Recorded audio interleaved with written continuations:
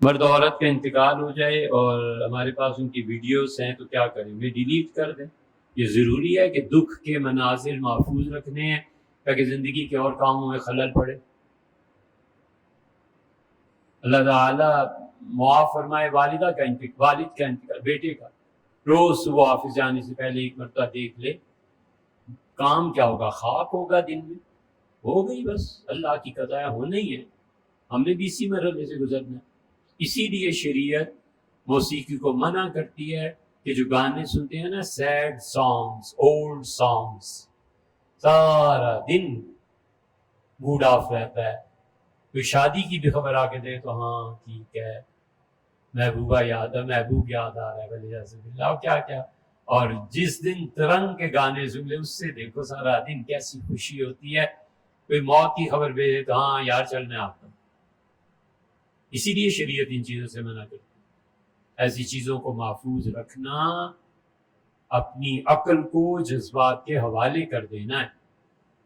ہمیشہ زندگی گزارنے کے لیے سب سے اوپر وحی ہے، وحی کے نیچے انسانی عقل ہے، اور انسانی عقل کے نیچے انسان کے جذبات ہیں۔ یہ ترتیب شریعت نے بتائی۔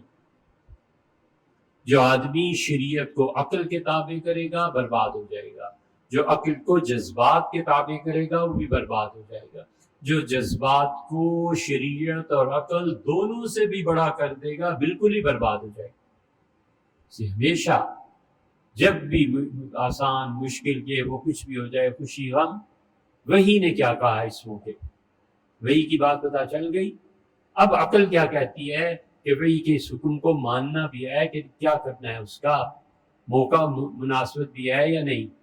شریعت نے کہا ایسی بیوی کو طلاق دے دے، مثلا کسی مسئلے میں تو طلاق دینی، ابھی اس کے جا کے طلاق ہی دے دینی ہے، سوچو تو صحیح، بھی بچے ہیں، یہ ہے وہ ہے، طلاق دینے کی اجازت شریعت نے دے دی ہے نا، وقت آئے گا دے دینا، ولیعذ باللہ۔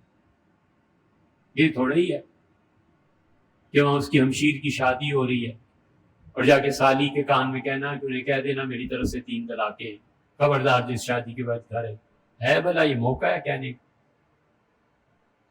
اسی ہمیشہ وہی کا استعمال عقل کے ساتھ، اور جذبات کو کون پوچھتا ہے؟ اس کے آخر پہ۔ پوری قوم کی بربادی کیا ہے؟ جذبات سب سے اوپر، بس یہ مارنے لگو، سن تو لو یار وہ کہتا کیا ہے، سب سے اوپر جذبات، وہی کو نہیں پوچھتے تو عقل کہاں سے؟